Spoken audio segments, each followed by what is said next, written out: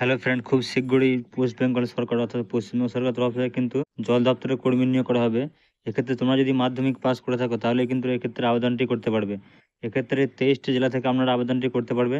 তো দেখে নেবো এক্ষেত্রে আপনি আবেদনটি কীভাবে করবেন এবং কবে থেকে শুরু হচ্ছে জল দপ্তরের কর্মী নিয়োগের প্রক্রিয়া। এটা হচ্ছে জল জীবন মিশন নিয়োগ 2025 প্রকল্প হচ্ছে জল জীবন মিশন। এটা হচ্ছে কেন্দ্রীয় সরকারের একটি প্রকল্প এবং পদ হচ্ছে জল ব্যবস্থা সহায়তা করা বা জল ব্যবস্থা কর্মী। এক্ষেত্রে শিক্ষাগত যোগ্যতা হচ্ছে মাধ্যমিক পাস করে থাকলে আপনি এক্ষেত্রে আবেদনটি করতে পারবেন এবং বয়স সীমা রয়েছে 18 বছর থেকে তার বেশি, অর্থাৎ 18 থেকে কমপক্ষে 40 বছর বয়স হলেই কিন্তু এক্ষেত্রে আপনি আবেদনটি করতে পারবেন।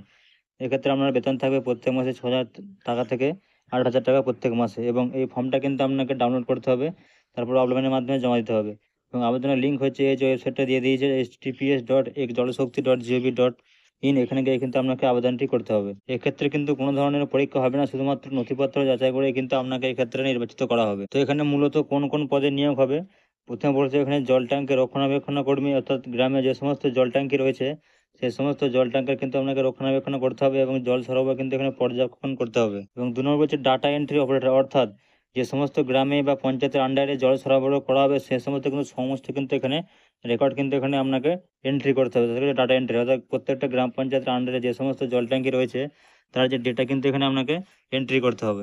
নেক্সট হচ্ছে এখানে ফিল্ড সুপারভাইজার, অর্থাৎ প্রকল্পের অগ্রগতি দিকে তদারকি করতে হবে, অর্থাৎ যদি কোথাও কোনো কিন্তু জল সরবরাহে কোনো অসুবিধা হয় সেক্ষেত্রে কিন্তু আপনাকে এনাকে দেখভাল করতে হবে। এটা হচ্ছে ফিল্ড সুপারভাইজার। এক্ষেত্রে মাধ্যমিক পাস করে থাকতে হবে ন্যূনতম যে কোনো স্বীকৃত বোর্ড থেকে এবং স্থানীয় ভাষা কিন্তু আপনাকে অবশ্যই জানতে হবে।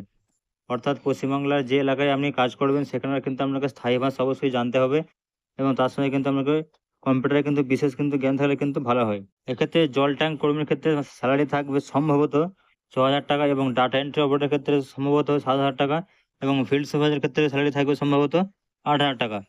এছাড়াও কিন্তু অতিরিক্ত সুবিধা আপনাদেরকে দেওয়া হবে, যেমন স্থায়ী চাকরির সুযোগ কিন্তু এক্ষেত্রে আপনাকে দেওয়া হবে এবং তার সঙ্গে সঙ্গে আপনাকে কিন্তু সরকারি প্রশিক্ষণ এক্ষেত্রে দেওয়া হবে। নেক্সট হচ্ছে আবেদন পদ্ধতি। আপনি এই আবেদনটি কিভাবে করবেন এবং কোথায় কি ফর্ম ফিল আপ জমা করবেন।